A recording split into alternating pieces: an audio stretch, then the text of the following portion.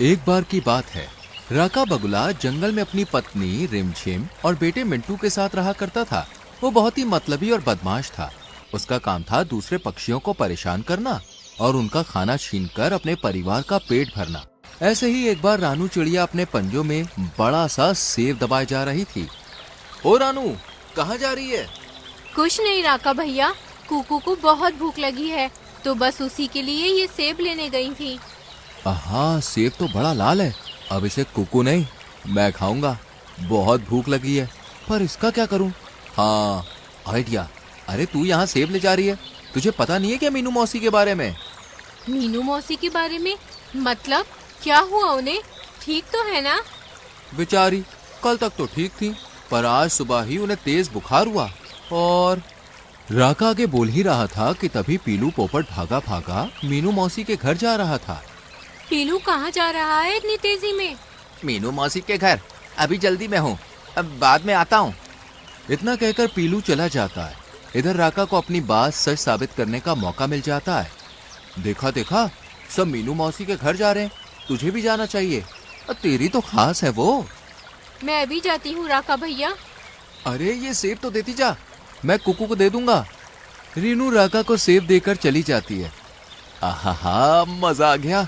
लाल लाल सेब बहुत दिनों से नहीं खाया था, पर इससे मेरा पेट तो भर जाएगा। लेकिन रिमझिम और मिंटू के लिए कुछ और देखना पड़ेगा। राका ये सोच ही रहा था कि इतने में उसकी नजर खरगोश पर पड़ती है, जो गाजरे लिए अपने घर की तरफ जा रहा था। वो उसे भी अपने जाल में फंसाता है और गाजर लेकर घर आता है। तुम कब तक यूँ दूसरे पक्षियों का खाना छीनते रहोगे? अरे खुद भी तो कुछ करो ना। देख लेना, एक दिन हमें सबकी जरूरत होगी, लेकिन कोई हमारे साथ नहीं होगा, सिर्फ तुम्हारी इन्हीं हरकतों की वजह से। पापा पापा, मम्मी क्यों चिल्ला रही हैं?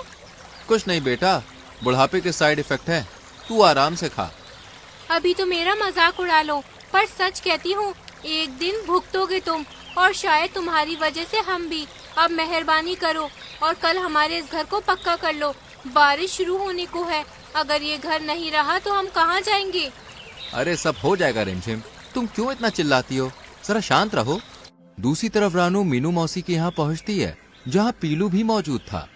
मीनू मौसी, तुम जिंदा हो? पर कैसे? कैसे मतलब? इतनी जल्दी नहीं मरने वाली मैं। और क्यों मरूं? एक ज्योतिष ने कहा था मेरी उम्र बहुत लंबी है। पर एक मिनट, तू ये आज अचानक मेरे मरने की बात क्यों कर रही है? रानू मीनू को पूरी बात बताती है। ये राका कभी नहीं सुधर सकता। वो हर बार तुझे कुछ न कुछ कहता है और तेरा खाना छीन लेता है। अरे कुछ तो अकल दौड़ाया कर। पर इस बार तो राका भैया ने हद ही कर दी। इतना बड़ा झूठ मैं तो उन्हें कभी माफ नहीं करूंगी। लेकिन एक बात नहीं समझ आई कि ये पीलू तुम्हारे यहाँ इतनी जल्दी में क्यों आया था?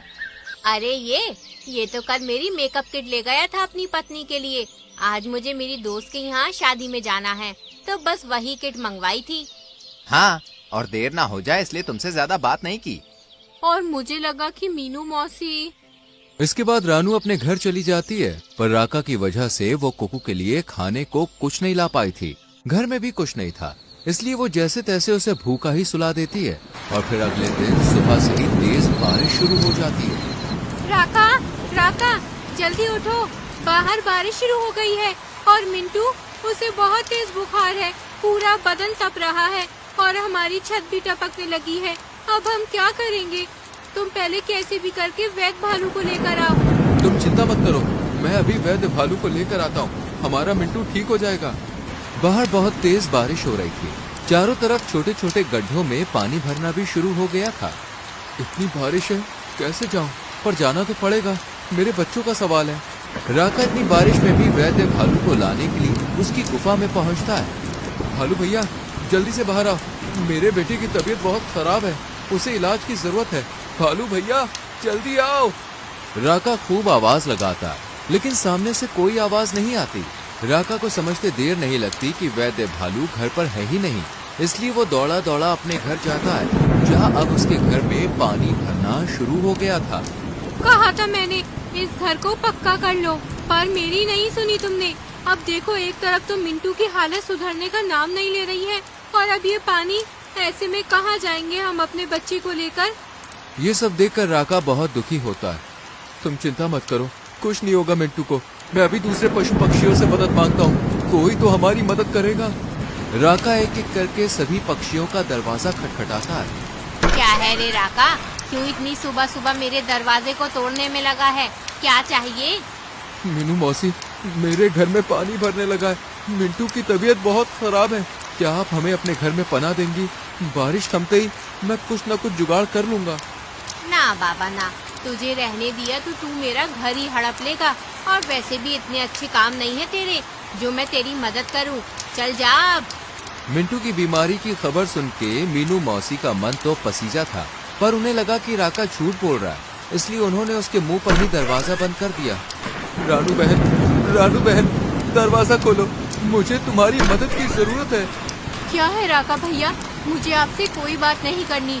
और क्यों आए हैं आप यहाँ? बारिश बहुत तेज है, अपने घर जाइए।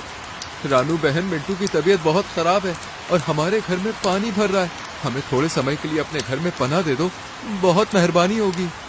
अच्छा, अब एक नई कहानी। कितना झूठ बोलोगे राका भैया, ऊपर वाले से तो डरो। देखना एक दिन तुम सच बोल रहे होंगे, पर कोई तुम्हारा यकीन नहीं करेगा। और वैसे भी तुम्हारी वजह से मेरा कुकू पूरी रात भूखा सोया है। वो तो भला हो मीनू मौसी का, जो सुबह खाना दे गई, वरना मेरा बच्चा अभी भी भूखा होता। इतना कहकर रानू भी राका के मुंह पर दरवाजा बंद कर देती है। ये सब मेरी गलती है, सब मेरी गलती है। राका खुद को कोसते हुए घर जाता है तो देखता है कि पूरे घर में पानी भर चुका है और रिमझिम मिंटू को लिए बाहर पानी में भीग रही है। राका ये कुछ बोल नहीं रहा है, मेरा तो दिल बैठा जा रहा है। तुम वैद भालू को क्यों नहीं लाए? मैं गया था रिमझिम, पर वो घर पर नहीं है। तो कोई माना हमें घर में जगह देने के लिए? नहीं रिमझिम, आज जिंदगी में पहली बार मुझे एहसास हो रहा है कि मैंने जो किया वो कितना गलत था। तुम सच कहती थी, मेरी वजह से तुम दोनों को भुगतना पड़ेगा। आज वही हो रहा है। मिंटू, मैं क्या करूँ, कुछ समझ नहीं आ रहा। इस वक्त पीलू पोपट का यहाँ से उड़ना हुआ और उसने इन दोनों की बातें सुन ली। रानू, जल्दी दरवाजा खोलो। अरे पीलू, मीनू मौसी, तुम दोनों, क्या हुआ? सब ठीक तो है? नहीं, पीलू ने मुझे बताया मिंटू सच में बहुत बीमार है। राका का पूरा घर पानी पानी हो गया है और वो बेचारे मिंटू के साथ बारिश में खड़ा है। हे भगवान, मतलब राका भैया सच कह रहे थे। वो यहाँ आए भी थे मदद मांगने, पर मैंने, ये कैसा पाप हो गया मुझसे। मीनू मौसी, पीलू, हमें तुरंत उनकी मदद करनी होगी। अरे राका भैया, चाहे जैसे भी हो, पर मिंटू, वो तो बच्चा है। मैं जानता हूँ, इसलिए तो ये सब मीनू मौसी को बताया। अब तुम दोनों जाओ और उन सबको यहाँ ले आओ। मैंने पता किया है वैद्य भालू तो है नहीं, इसलिए मैं चील को ला रहा हूँ। उन्होंने भी वैद्यगिरी सीखी है। इसके बाद मीनू और रानू तुरंत राका के पास जाती हैं और उन सबको रानू के घर में ले आती हैं। इधर पीलू भी चील के साथ रानू के घर पहुँच जाता है। मेरा बेटा कैसा है? वो ठीक तो हो जाएगा ना? चिंता मत करो रिमझिम, पीलू मुझे सही समय पर ले आया, वरना मिंटू को निमोनिया बन सकता था। पर अभी वो खतरे से बाहर है, कल तक होश आ जाएगा, फिर सब ठीक हो जाएगा। चील अपना काम करके निकल जाती है। इधर राका अपने किए की सबसे माफी मांगता है। मैंने तुम सबको कितना परेशान किया, हमेशा सताया, लेकिन आज जब मैं और मेरा परिवार मुसीबत में पड़ा तो आप हमारी मदद के लिए दौड़े चले आए। मुझसे बहुत सी गलतियां हुई हैं, हो सके तो मुझे आप सब माफ कर दीजिए। नहीं राका भैया, बल्कि गलती तो हमसे हुई है, जो हमने आपकी बात पर विश्वास नहीं किया। और वैसे भी आपकी गलतियों की सजा हम बेचारे इस मासूम को क्यों दे?